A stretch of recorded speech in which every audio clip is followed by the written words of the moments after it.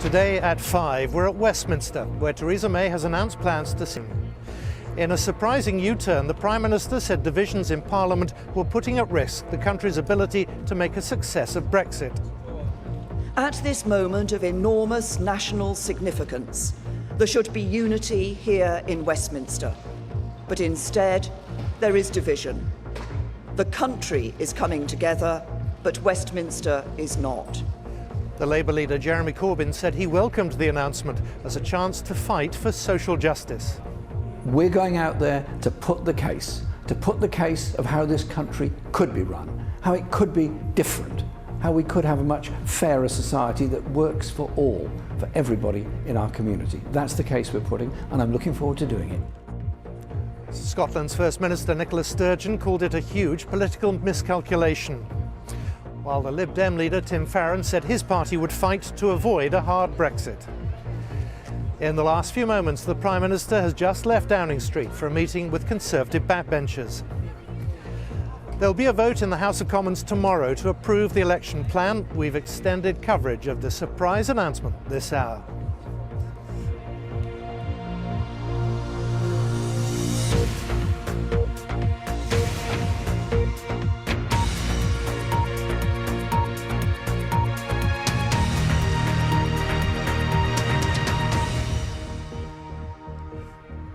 Live in Westminster, our main story at 5, the Prime Minister has announced plans for a snap general election to be held on the 8th of June.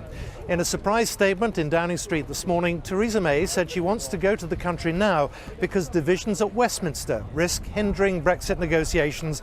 Defending her U-turn, Mrs May said the country is coming together, but Westminster, she said, is not. The Prime Minister will need parliamentary approval to formally call the election, with a vote being held tomorrow. Our political correspondent Ben Wright reports. Out of the blue, Number 10 announced there'd be a statement from the Prime Minister.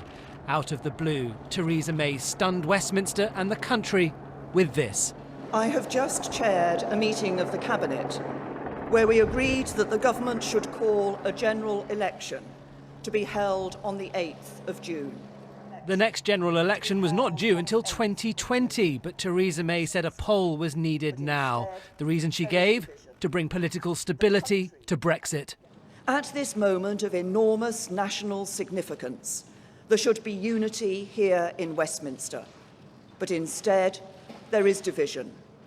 The country is coming together, but Westminster is not. In recent weeks, Labour have threatened to vote against the final agreement we reach with the European Union. The Liberal Democrats have said they want to grind the business of government to a standstill. The Scottish National Party say they will vote against the legislation that formally repeals Britain's membership of the European Union. And unelected members of the House of Lords have vowed to fight us every step of the way. Our opponents believe, because the government's majority is so small, that our resolve will weaken and that they can force us to change course. They are wrong. The Prime Minister said she had only recently and reluctantly decided to call an election, but said the political choice was now stark. It will be a choice between strong and stable leadership in the national interest, with me as your Prime Minister, or weak and unstable coalition government led by Jeremy Corbyn, propped up by the Liberal Democrats, who want to reopen the divisions of the referendum, and Nicola Sturgeon and the SNP.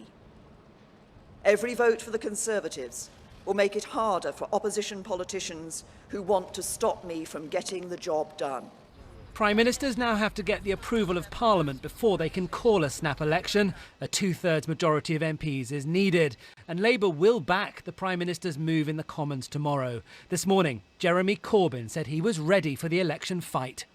I welcome the opportunity for us to put the case to the people of Britain, to stand up against this government and its failed economic agenda, which has left our NHS in problems, which has left our schools underfunded, which has left so many people uncertain. We want to put a case out there for the people of Britain of a society that cares for all, an economy that works for all, and a Brexit that works for all. The First Minister of Scotland, the SNP's Nicola Sturgeon, said the Prime Minister was trying to force through a so-called hard Brexit. The Prime Minister's announcement today is one all about the narrow interests of her own party, not the interests of the country overall. Clearly she sees the opportunity, given the total disarray in the ranks of the Labour Party, to crush all opposition to her, to get rid of people that disagree with her, and to give herself a free hand to take the country in the increasingly right-wing direction that she wants to take it in. The Lib Dems, too, will fight against the government strategy for Brexit. Well, it's an opportunity for the people of this country to change the direction of this country, to decide that they do not want a hard Brexit, they want to keep Britain in the single market, and indeed it's an opportunity for us to have a decent, strong opposition in this country that we desperately need. The UKIP leader Paul Nuttall welcomed the general election, but make no mistake, he said, this was a decision driven by the weakness of Labour, not the good of the country. And Labour certainly goes into this election a very long way behind the Tories in the opinion polls. Labour MPs in marginal seats are likely to be sweating at what could be seen by some as an audacious political ambush by Theresa May. So she's rolled the dice, she's confident she will win, but politics has never been less predictable and a lot can happen in the 6-week campaign. Ben Wright, BBC News, Westminster. Let's go to our political correspondent Eleanor Garnier, who's in Downing Street for us. Theresa May wouldn't call this if she didn't think she was going to win it, but there are risks. Of course, there are risks, and as Ben was saying, politics is extremely unpredictable. It has proved to be so over the last few months, if not couple of years. Simon, Theresa May has just left number 10 Downing Street to go to the House of Commons, where she's going to be addressing Conservative backbench MPs.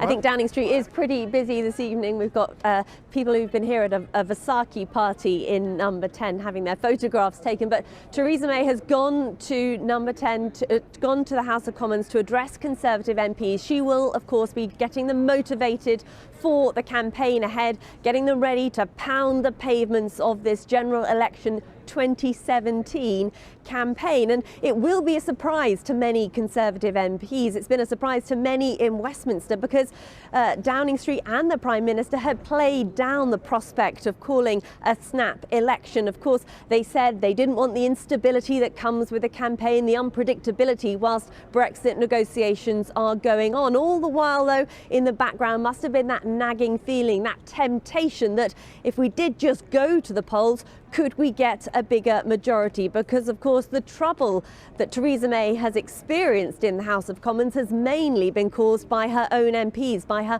backbenchers. Some of those have been rebelling, and I guess with such a small majority, she will be hoping not just that she will be creating more stability, but that she will be able to come back to the House of Commons with a far bigger majority of which to govern over for the next 5 years.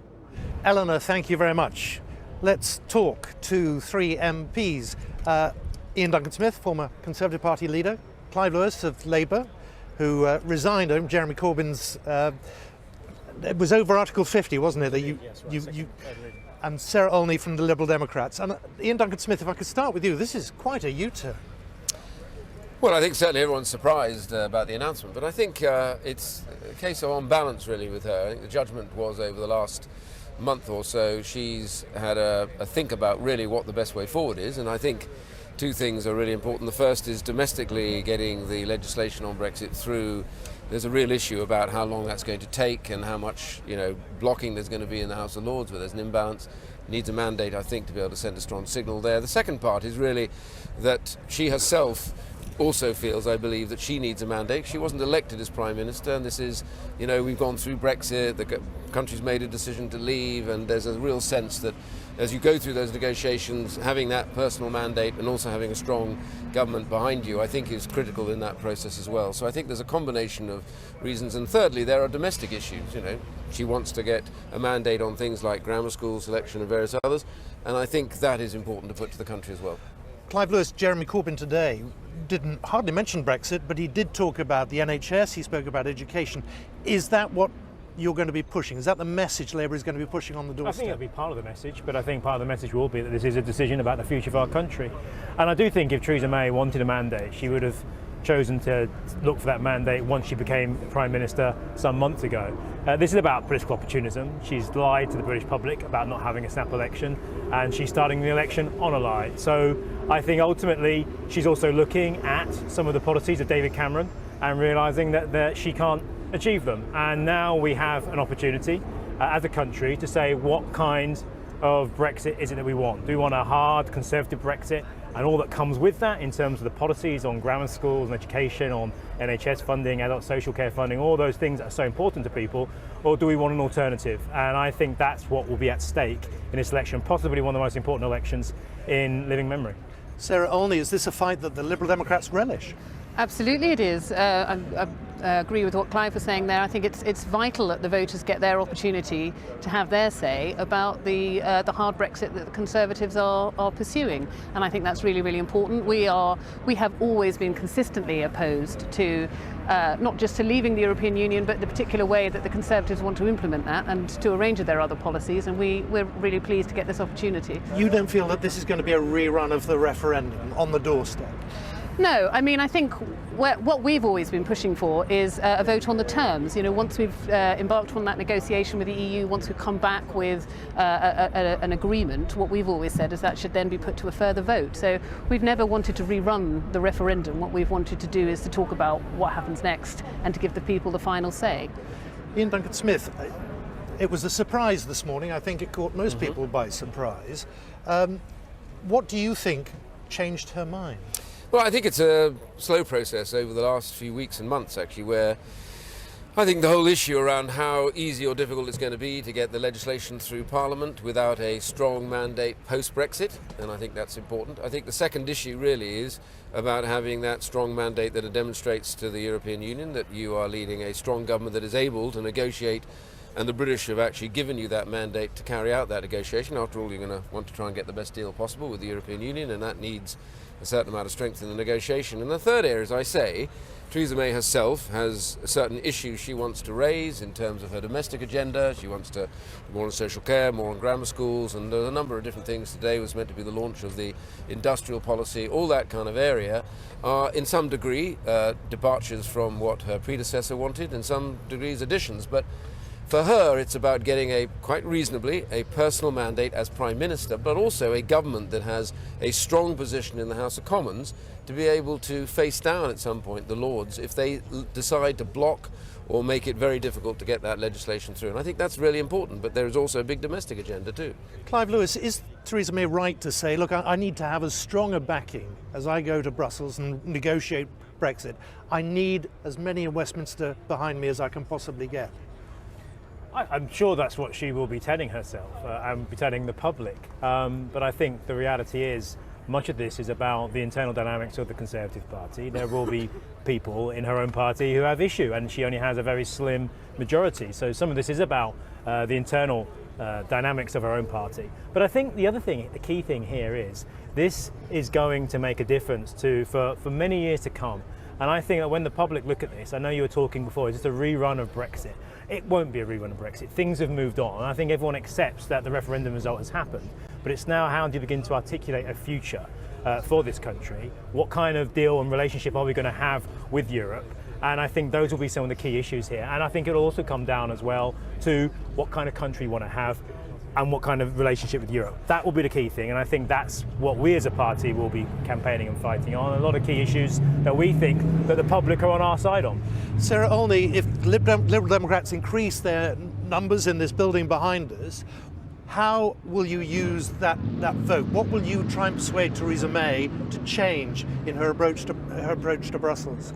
Well, our priorities have always been quite clear. We want to remain within the single market. We don't think that the referendum result was a mandate to take us out of the single market. We want to protect our trading relationships with the European Union. We want to continue to collaborate on security and intelligence sharing. And above all, we want to guarantee the rights of EU nationals to stay in this country. And I think it's shameful that she hasn't already made a commitment to that. So those are amongst our priorities.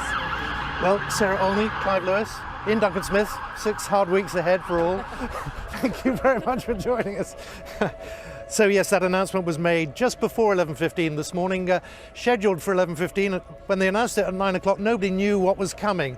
But Laura Koonsberg, the BBC's political editor, tweeted that she'd heard from one source that the election was going to be called for June the 8th. Within 5 minutes, Theresa May confirmed that. You're watching BBC News. Now, there will be a Commons vote on that proposed election tomorrow. Labour have said they will vote with the government, with Jeremy Corbyn welcoming the election as a chance to stand up for the people of Britain.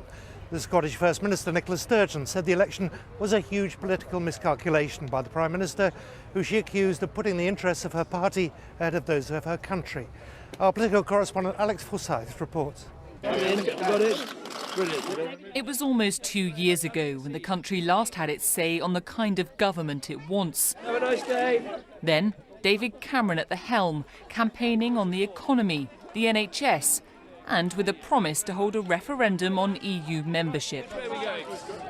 That was a decision that led to his resignation when the country backed Brexit. I think the country requires fresh leadership to take it in this direction. So Theresa May took over and pledged from the start to honour the referendum result. Brexit means Brexit, and we're going to make a success of it. Despite her slim majority in the Commons, she repeatedly said there would not be an early election. I'm not going to be calling a snap election. I've been very clear that I think we need that period of time, that stability, to be able to deal with the issues that the country is facing and have that election in 2020. But with such a slim majority in the House of Commons, parliamentary battles over Brexit beckoned. Theresa May wants a mandate, but will have to overcome a rule that says elections can only be held every 5 years. To get round the Fixed-Term Parliament Act, Theresa May will need the backing of 2/3 of MPs for an election, or there must be a vote of no confidence in the government. The Act could be repealed, or a new law enacted. Tomorrow, Theresa May will put a motion before Parliament seeking a general election on June the 8th. She'll almost certainly get the backing she needs. She hopes to increase support for her Brexit plan from across the country and among MPs. But general elections are always a risk. Although the Labour Party are in a dire position in the opinion polls, a lot of the seats that they have are safe ones. And the truth is, therefore, if actually the opinion polls were to narrow during the course of this campaign, and I think we should bear in mind in particular, Theresa May is very much now going for a vote Conservative for my vision of Brexit, and that perhaps is going to make some Conservative voters unhappy. If that lead were to narrow, then we could discover that she's back with a rather smaller majority than perhaps she is hoping for this morning. So once again, who holds control here and with how much clout will be for the country to decide. Alex Forsyth, BBC News, Westminster. Well, let's talk about what this snap election means in terms of the law and fixed-term parliaments. Joining me now, Dr. Andrew Blick from King's College, London. Doesn't this rather make a mockery of the Fixed Parliament Act? Well, you could say that. Certainly when the Act was introduced by a coalition government in which the present Conservative government party was a participant, it was said that this would be a way of removing the power to call an early election from the personal discretion of the Prime Minister of the day, to stop that power being abused for party political gain. You could argue, if Theresa May gets the early general election she wants tomorrow, she has bypassed all of that yet again. So it has to go through a vote tomorrow. That's the safeguard, if you like.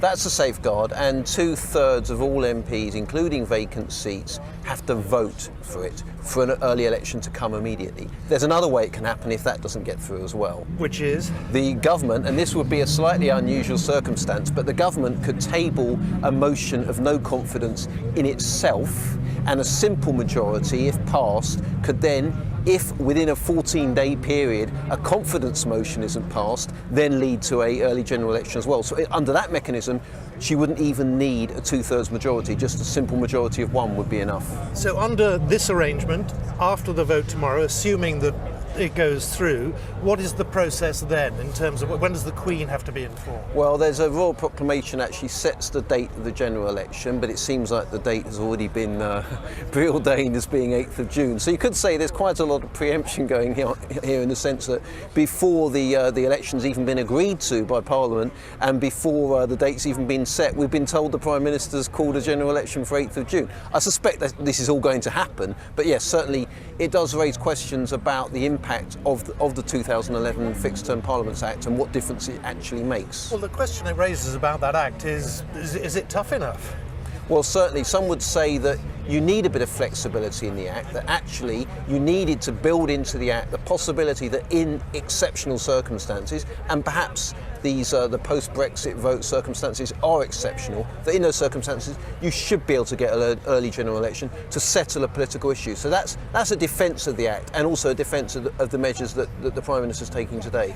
Did you expect when this Act went through that so soon it was going to be tested in this way? Well, certainly no one was necessarily anticipating it would happen this soon and in such bizarre circumstances. However, when the bill was going through Parliament, there were questions raised about the way it had been drawn up and whether actually some of these safety mechanisms were going to work. But it was moved through Parliament very quickly because of the political requirements of the time.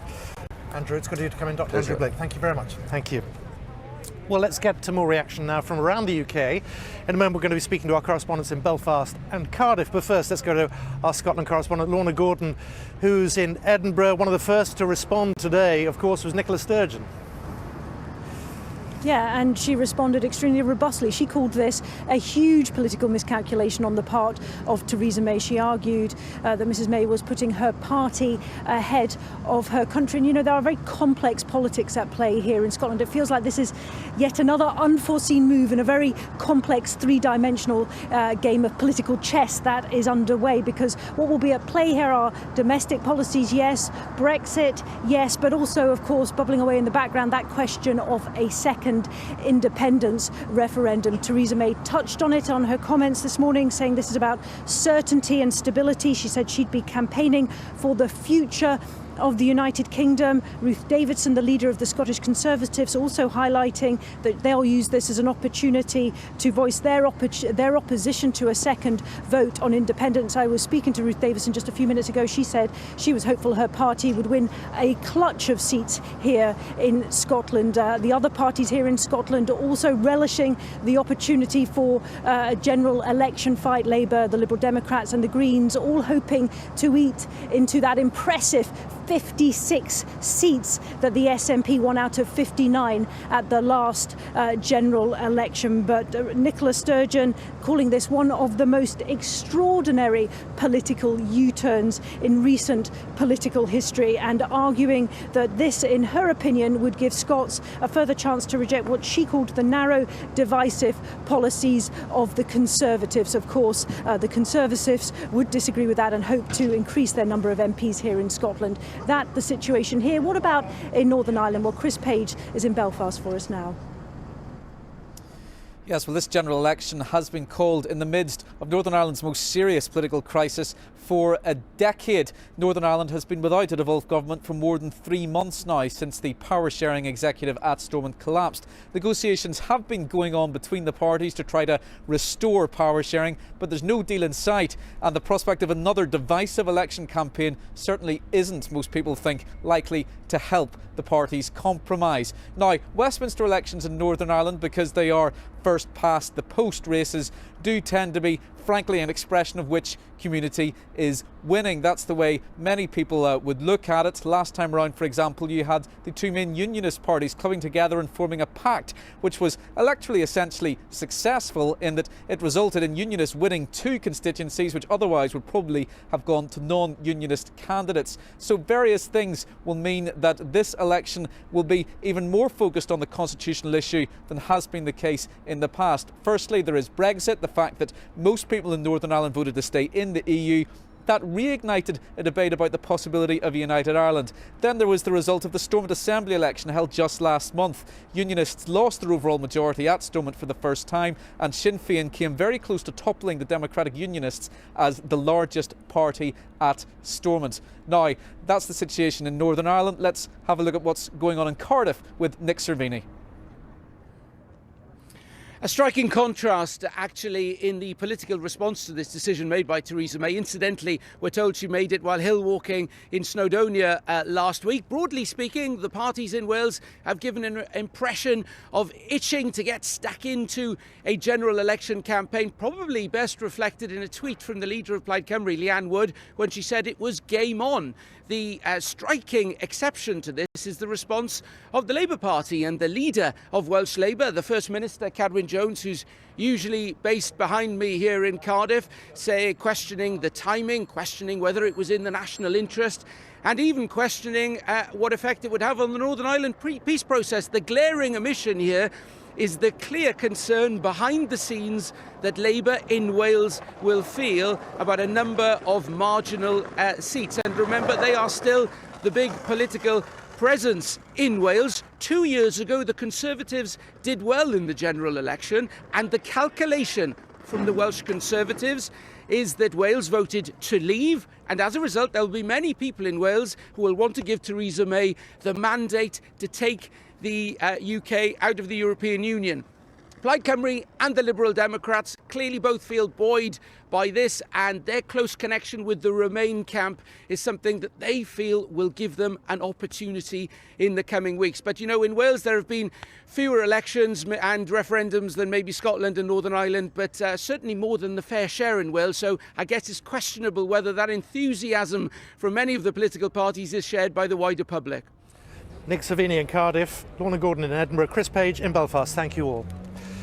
So what's been the impact on the markets today? Well, our business editor Simon Jack is with me now. Did they like this announcement? Well, they were pretty muted at first. They don't like surprises generally, and after a little wobble around 11 o'clock, actually the pound has put in a bit of a surge, and that tells us that the markets think the economic backdrop for this is actually quite favourable for Theresa May. The economy has done a lot better than many people predicted after the Brexit vote. The job markets look very strong, and crucially, people's average earnings are going up just a little bit faster than prices. Now that is expected to turn around in the not too distant future, so that window, that part of the window is closing. Now what the markets are also saying is they're basically saying that A, they think she'll win, B, that her majority will be increased, and C, and this is one that some people think is a bit of a stretch, that will reduce her reliance on hardline Eurosceptics with their own party and give her the latitude to deliver a slightly softer Brexit. As I say, the Treasury for one think that's going a little bit far, but what they're definitely telling us is the economic window. Brexit in terms of what? Well, in terms of, you know, one, it'll give her a bit more breathing room. On the current timetable, with an election in 2020, she's got to deliver a clean, whether it's hard or soft, but a clean Brexit by 2019. She may be enmeshed in negotiations, she may not have a total grip on the immigration issues by then. That's a very difficult time to go back to the country when you've got a timetable like that. So they give her a bit more breathing room. Maybe she can start talking about transitional arrangements, which businesses and the markets like. So that's the kind of latitude she might get from this. And as I say, the political backdrop, the economic backdrop to this will be quite favourable for an incumbent, because the economy, the job market and wages all look pretty strong. And of course there are elections elsewhere in Europe that they've also got their eye on. Well, that's the thing. I mean, the CBI, the business group, came out with quite a cool response to this today. They said this is a distraction when we're trying to get the best deal we can. The truth is that there's no real meaningful negotiation that can happen at a top level until elections are over with in France and Germany and possibly Italy. Everyone else is having election. Why don't we have one too and actually get a little bit more certainty? So the markets are saying, yes, there's a bit more short-term uncertainty, but for the longer term, this gives her, you know, if she wins, of course, this will give her a bit more certainty and a stronger hand in the negotiations to come. Simon Jack, thank you very much. Plenty more to come, but now let's get a weather update over to Thomas Schaffenacker. Thomas. Simon, looked a little bit breezy there, but sunny, and for many of us actually it's not a bad day. Lots of sunshine around. The skies are clear through this evening and overnight, and that means another frost on the way. Last night temperatures dipped down to -6 degrees.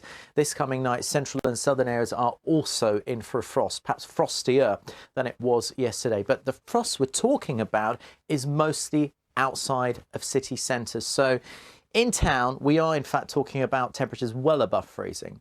If you spin the temperature discs around, or squares, you can see it's down to -4. This is a temperature indicative of areas way out of town, out in the countryside, but that's still cold enough for the time of the year. Now, tomorrow, northern areas are in for a bit more cloud, few spots of rain here and there, nothing too heavy. The south, east, and some of these central areas too in for a fine day. Best temperature around 15 in London. And then the next few days, the following few days, really not an awful lot of change. If there will be a few spots of rain, mostly across northern areas, but the south is looking fine, even warming up a little bit across the extreme south. France is preparing to choose its next president. That result could affect the future of the European Union and the UK's Brexit negotiations. Stay with us for coverage from the campaign trail and full analysis of the issues. The French election, here on the BBC News Channel. 10 people affected by mental health issues, united by one goal, to run the London Marathon. Are you convinced it can help? Most definitely. I just feel like I'm not going to be able to do it. Joined by some special guests. You ought to hear it. On a journey that's not just about crossing the finishing line. Mind Over Marathon, Thursday the 20th of April on BBC One. Ladies and gentlemen, the next President of the United States, Donald Trump. Britain has voted to end its membership of the European Union. The Tory party have confirmed Theresa May will be the next Prime Minister. These men are the first government forces to enter the city of Mosul. So they are saying yes, unlawful killing. That is an absolutely huge development in this story. The BBC has been given unprecedented access inside a British jail. The capsule is down. Great to see you looking so well. It's just great to be back.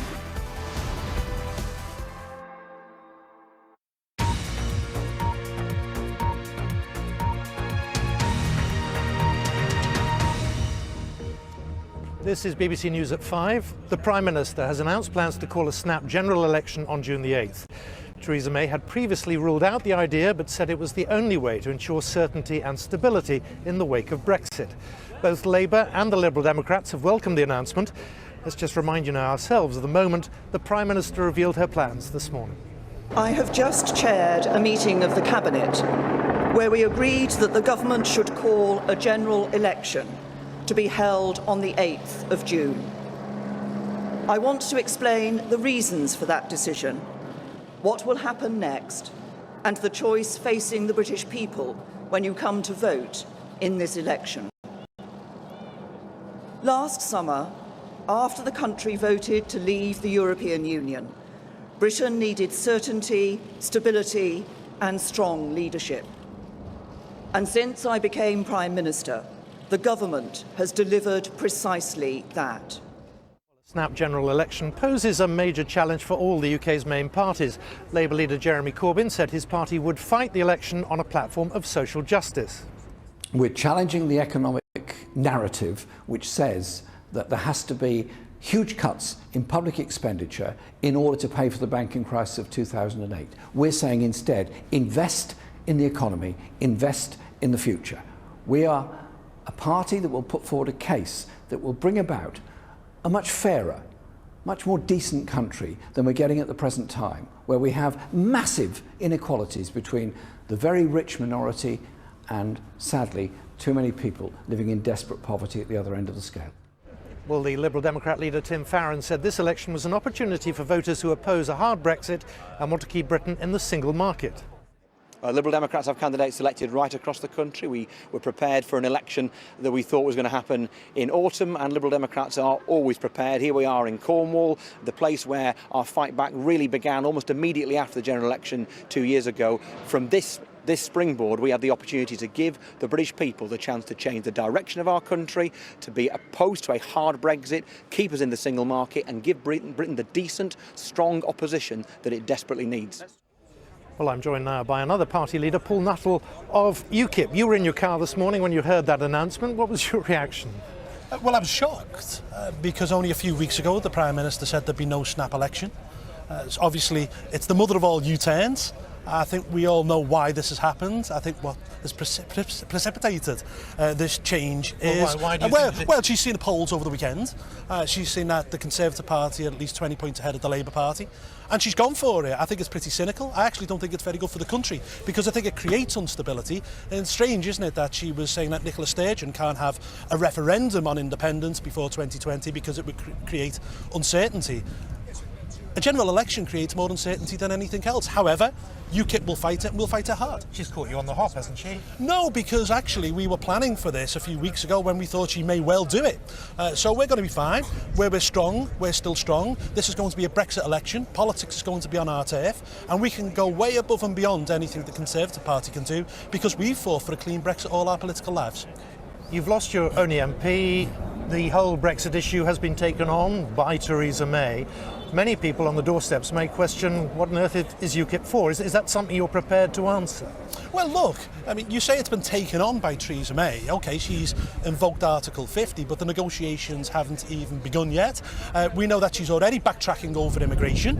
And, you know, when people voted on June the 23rd, they voted to not just control immigration, but cut immigration. They're now saying that immigration figures will continue to be the same for the next 10 years. That isn't what people voted for. And I tell you what, I also believe she'll begin to renege on other things, particularly over our fisheries. So she's always been good at talking the talk. She's always been bad at walking the walk. If you want the real thing, you go out and you vote UKIP. What about the money? Can you afford a campaign at this stage? Yes, not a problem. We'll be absolutely fine when it comes to finance.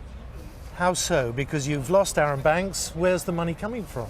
Our major donors are still bought into our whole ethos. They will continue to fund the party and UKIP will be well funded in this general election campaign. And how many seats are you going to be realistically targeting, do you think? Well, targeting, of course, you know, it'll be probably double figures. But as I say, where we're strong, we're still strong. We will continue to fight. Probably double figures. What are you saying, 10? Well, look, you know, we've got a planning meeting tomorrow. And we will discuss these issues and we'll have clearer answers in the very near future. But what I will say is that UKIP will fight this election hard. It's a Brexit election. Politics is on our turf now. It's a bit like the European elections of 2014 that we won, and we're pretty confident going in. Paul Nuttall, thank you very much. Let's go to Ellie Price. She's in Portcullis House, just round the corner from me. It's where the 1922 Committee of Conservative MPs is currently being addressed, we think, by the Prime Minister. What sort of meeting is that going to be, Ellie? Well, she's just finished, but yes, it was a very cheerful meeting, as you might imagine. As Theresa May left the meeting, there was thumping on the desk. There were lots of cheers from her backbench MPs, as well as a number of the ministers who were also in that meeting. I think this was a sort of rallying of the troops meeting. I'm told that what she said inside the meeting was effectively what she said this morning, but she reiterated that this is about building a firm mandate and not about exploiting the weakness of the Labour Party. So, as I say, from that point of view, it's about the mandate, and certainly a number of MPs I spoke to after the meeting said that actually that would really rather help them in their own constituencies. One told me that this was about having a contemporary mandate. Of course, Theresa May took over from David Cameron, hasn't herself been elected as Prime Minister, so they said that would help them rather on the ground. So I think this was a sort of feeling of, as I say, rallying the troops in many ways, and certainly there were smiles of a number of the MPs as they walked out. OK, Ellie, thank you very much.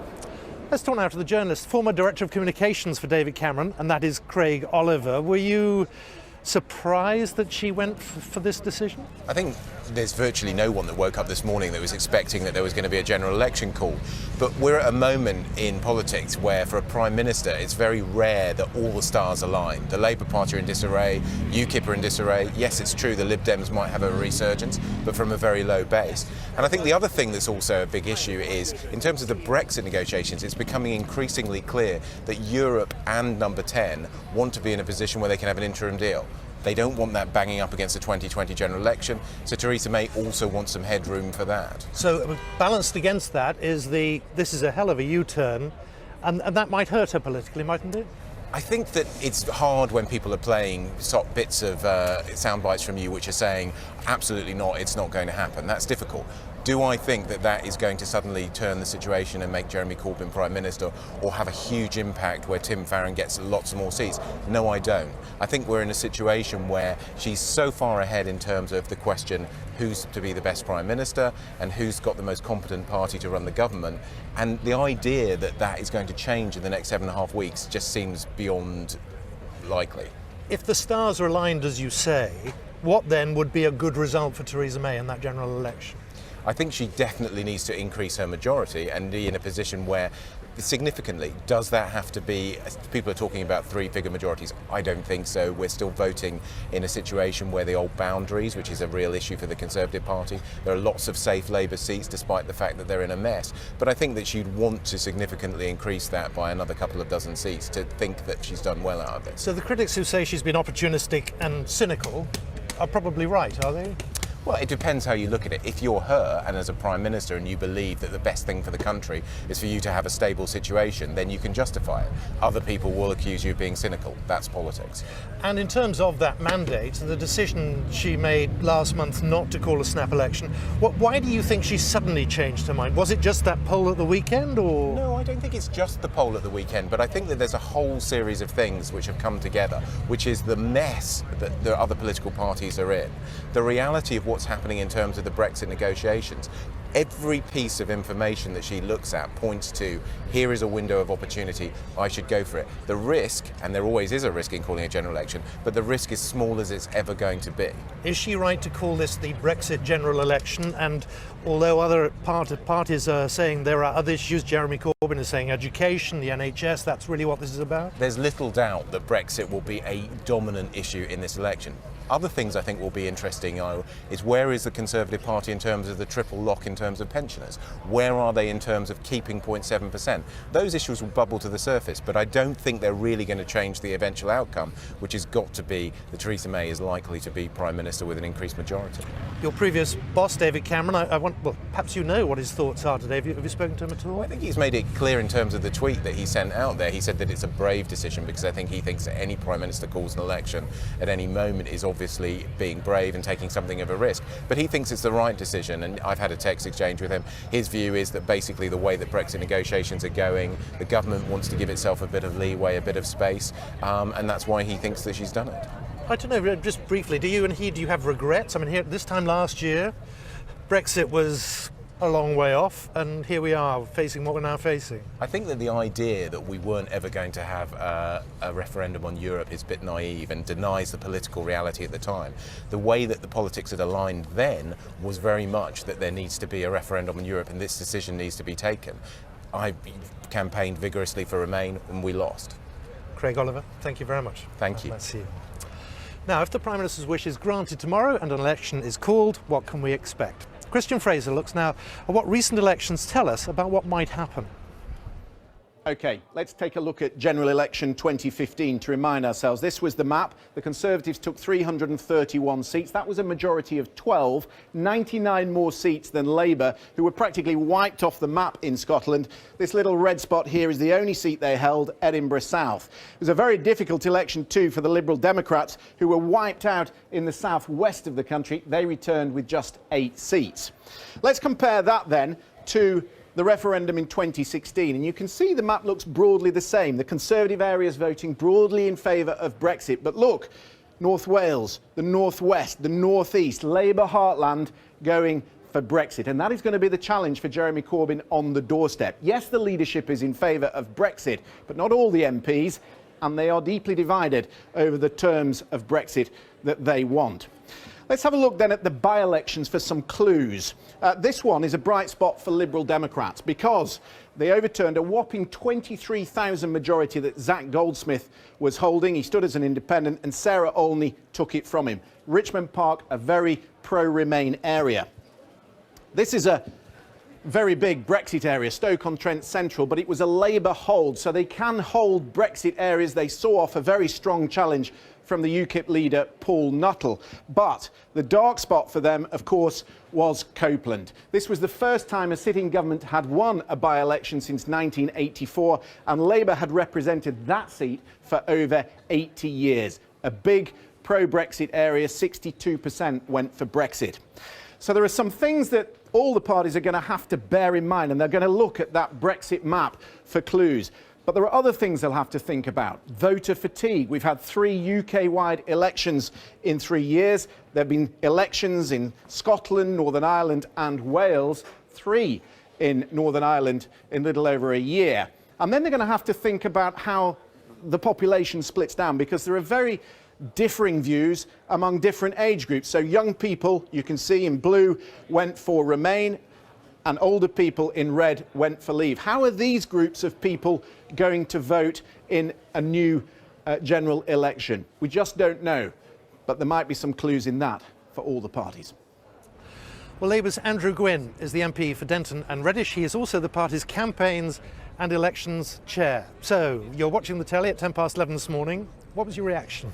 Well, I think by 11:10 it was very apparent that the Prime Minister was likely to call an early election. Was I surprised? A little bit, because although we've anticipated the possibility of an early election, what we hadn't anticipated that a decision would be taken before the local elections on the 4th of May. And actually I was at Labour Party headquarters having a meeting about the local elections, our daily strategy meeting. So it certainly changed the rest of my day. And in terms of the issues on the doorstep of a general election campaign, Jeremy Corbyn cleared it this morning saying it's issues like the NHS, it's education, it's housing. Yes. Where does Brexit feature? Well, of course, Brexit is an issue because the Prime Minister wants to make it an issue. But I think the British people will understand this, that Article 50 has now been triggered. That process is in train.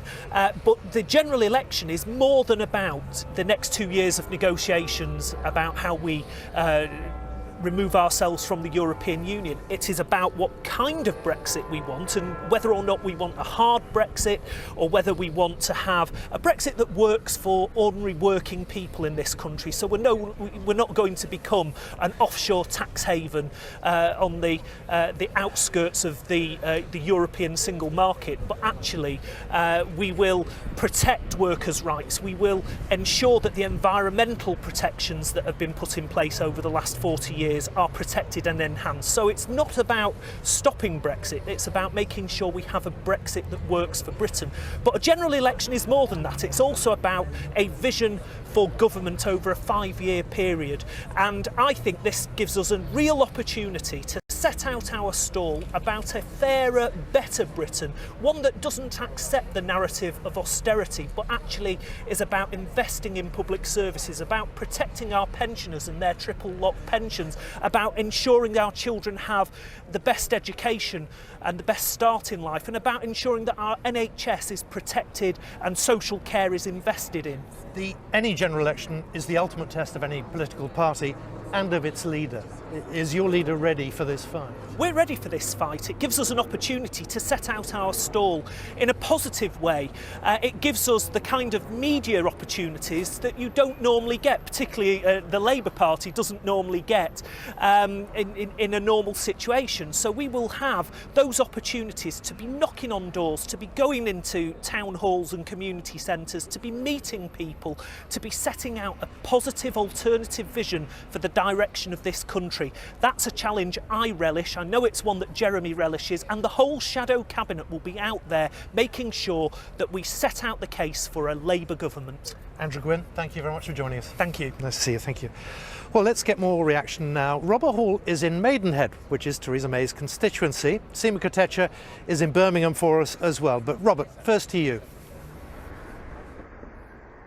Yes, indeed, Simon. I think it's fair to say that people here were as surprised by this morning's announcement as the rest of us. I think it's also fair to say that it hasn't yet ruffled the calm of these Thameside communities. It's unlikely to cause any great political upheaval. Theresa May's majority at the last election was over 29,000, and her share of the vote's been going up since 2005. She became an MP here in 1997, so people have been watching her political career for a very long time, and friends will tell you that she always talked about becoming leader of her party and leader of the country. So what did shoppers just down the road in Maidenhead town centre make of her announcement to go to the country?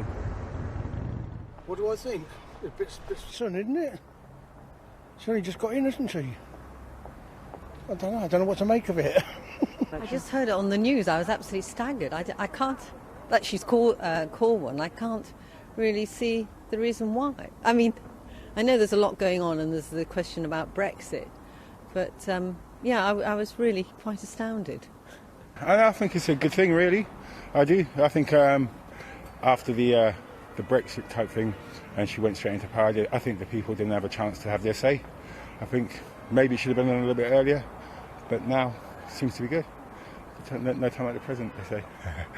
A general election, they'll get in again, unfortunately, because Labour, who really do fight for the poor, are not. Jeremy Corbyn's a great guy, and I think he's wonderful, but he's just not strong enough. I wish he was. Well, you heard mention of Brexit there. In fact, there was a 53.9% vote in favour of remaining in this constituency. Talked to local association members, as I have this afternoon, and they will say they rather hope that Brexit, the whole debate, is not rerun during this election campaign. They'd like the campaign to move on to wider issues. Theresa May herself will have heard many of those issues on the doorstep. She's not been prevented from coming to the constituency by her ministerial duties. She's here most weeks. She was helping to organise a charity event over last weekend. So whatever the issues are in the coming weeks, people here should have plenty of opportunity to debate them one-to-one with the Prime Minister. Robert, thank you very much. Robert Hall in Maidenhead. Let's go to Seema Kotecha, who's in Birmingham. Seema. Yes, I'm in the constituency of Ladywood, one of 10 constituencies here in Birmingham, and this constituency voted for Labour. It has a Labour MP. It's had a Labour MP since 1970, and in the last general election, more than 70% of voters voted for Labour. And the ethnic makeup, if you like, of this constituency is diverse. There's a large black and Asian population. So what did they make of the Prime Minister's announcement today? Well, to be honest, many people are still digesting it, and from those we spoke to, many from a working class background, if you like, hadn't heard the news, and when we told them, they were surprised. But there was also that voter fatigue element on the faces of many of those we informed about the election, with many saying, oh no, not again. Really, can we do this again? We feel tired and we just want somebody in Downing Street to make those crucial decisions as we leave the EU. Now, there is a fear, if you like, among some of those from the ethnic minority population here that a hard Brexit might lead to some of them feeling a bit vulnerable, even though they don't come from an EU background. They say that if there is this consensus that they don't want as many immigrants in the country, well, how will that affect them? And I think that might come out in the vote in 7.5 weeks. Seema, thank you very much. Seema Kotecha there in Birmingham. So, what will tomorrow's papers make of today's announcement? Well, I'm joined now by the journalist Lucy Fisher from The Times and Ian Leslie, a commentator for The New Statesman. Lucy, I'm just listening to Seema there. Some headlines could be forgiven for being, oh no, not again. I think that's absolutely right. 2017 is going to be the 4th year that we've had a major electoral event following the Scottish independence referendum, the general election of 2015 and last year's EU referendum. I think there is a sense in which voters might feel a bit of fatigue at being asked to go to the polls again. And Ian, the Brexit election may be a headline in a couple of papers. It will, and she framed it very clearly and decisively as an election about Brexit. Whether or not it will end up being about that, I'm not sure. I think it might actually be about May versus Corbyn, which is the other frame that they will no doubt want to put on this election. Well, it was interesting listening to Jeremy Corbyn today, because quite clearly his battle lines are going to be the NHS, housing, education. He didn't mention Brexit. Yeah. Because he isn't certain of what his position is.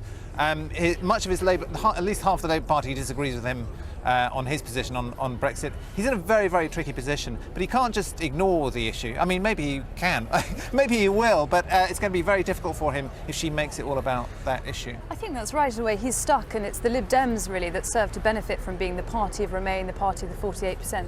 I think we could possibly expect to see a real bounce with them in areas like near Richmond Park in southwest London, where there's been a high proportion of Remain voters, people seeking to kind of back them. But as you say, Corbyn's party is quite split on the issue.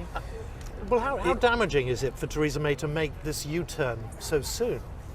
I think there is a question over whether voter trust in her will be damaged, given she said repeatedly that there wasn't going to be a general election before 2020. Of course, to all us Westminster watchers here on College Green and journalists, people that follow politics very closely, I think they might sort of question that and feel a bit annoyed. But I think for the general public, people think, well, you know, if you're going to call a snap election, that's what you do. You have to keep it to yourself and spring it. The element of surprise is part of the strategic advantage you have as Prime Minister. Yeah, I don't think people will be that upset about her calling an election after saying that she wouldn't call one. What I thought was a little bit risky, at least when I was watching her, was to tie her her winning the election, the Tories winning the election, to the cause of Brexit, to the national cause, quite as tightly as she did. To me, it felt like maybe she's going a little bit too far to say that, you know, basically, if you're a patriot, you have to back me, you have to back the Tories. If you want Brexit to go well, you have to back the Tories. Now, that message should absolutely be implicit, strongly implicit in what they do, but to be so explicit about it, I just thought was a little bit of perhaps a little bit of overreach. Has she been reading the papers a bit too much? Because the papers have been saying she's stood, we know where she is, people trust her on this. Is she believing a bit of her own PR, perhaps? Perhaps, and, you know, I think to a certain extent her audience is very much the Tory party, and it certainly has been for the last, you know, since she became leader. So whether or not she's got as close a finger on the pulse of the electorate, well, we'll see. I mean, I think it's a little bit more unpredictable than perhaps people are saying. I don't think Labour is in any danger of winning the election, but I think the Tories might not do quite as well as the polls suggest at the moment, because there are lots of different sort of unpredictable reactions going on. For instance, with the Lib Dems, there's strong Remain constituencies where they threaten the Tories. There are some Tory voters who may not turn out because they think it's in the bag anyway. If there's one thing we've learned from the last year, is that elections are crazy difficult to predict, so we'll see. Yeah, and Lucy, if you're watching this in Scotland or Northern Ireland, you could be forgiven for thinking that this is an English battle. This is Theresa May fighting Jeremy Corbyn. I think that's right. That's certainly the sense many people may have. Nicola Sturgeon warning that Theresa May might have found that this is a major miscalculation. It is risky when you look north of the border. If the SNP can't really gain terribly much in terms of seats. Three short. Yeah, absolutely. But in terms of vote share, and if they run on a ticket of a second independence referendum, that could really bind Theresa May's hands. Similarly in Northern Ireland, where, you know, there's so much uncertainty there, to add an extra layer by calling an election could be a cause of dismay. And Nicola Sturgeon this morning saying it's all very well, Theresa May tells us we can't have a second referendum because we're too busy with Brexit, and then this happens. It's the obvious card to play, but it's a really powerful one. Theresa May saying we can't have an election, and yet she calls one herself. It's absolute rank hypocrisy, typical of the way that Westminster thinks it can, you know, just cast us aside, use us when it suits us, and then cast us aside when it doesn't. So I think it's good news for Sturgeon and the SNP. We will see tomorrow's headlines. Ian Leslie, Lucy Fisher, thank you both very much. Let's just take you to the skies above Westminster. It's a peaceful, sunny evening here. Very different from what happened at 11:10 this morning, when everybody knew there was a statement coming, but nobody really knew what it was. And then Theresa May announcing that snap general election, June the 8th. MPs come back to Westminster tomorrow. They will vote on that. Labour saying that they will vote with the Tories. So a snap election does look likely to go ahead on June the 8th. So the calm of Westminster is about to be replaced by 6 weeks. It's going to be very busy. I was going to use a word I can't use. It's going to be very busy here in Westminster. With that, let's get a weather update. Over to you, Thomas Schaffenacker. Yeah, that picture from the sky said it all, really. Very quiet on the weather front right now. Not an awful lot happening. And it is going to turn quite chilly tonight with those clear skies. But a lot of good weather around across the country. Some lovely cumulus clouds here sent in, or pictures sent in by our weather watchers. So tonight, frost on the way. Last night, it was very chilly across northern parts of the country. This coming night, it's the south that's going to get the frost. And you can see the extent of the clear skies. Yes, there was a little bit of cloud bubbling up here, but the thicker cloud is in place across Northern Ireland and also western parts of Scotland. So a very light, very weak weather front pushing through here, bringing some rain. We had a little bit of rain earlier on. So it's in the north where the temperatures aren't going to dip away too low. There will be pockets of frost, but outside of town, the lowest temperatures will be around southern areas, central and southern areas in the southeast, as well as East Anglia, -4 degrees. So once again, potentially damaging to some of those tender plants. Tomorrow morning starts off on a sunny note, just like for many of us it did this morning. So beautiful weather in the south, across East Anglia, the Midlands, into southern parts of Wales as well. Northern areas, thicker cloud here. That's the overnight cloud that would have been drifting in. So certainly nowhere near as bright here, and it won't feel quite so cold as well. Temperatures there in Glasgow around 7 degrees first thing. So quiet morning on the way across most southern and central areas. There'll be a build-up of cloud through the morning into the afternoon across the Midlands, Wales, but I think the clouds will break up here.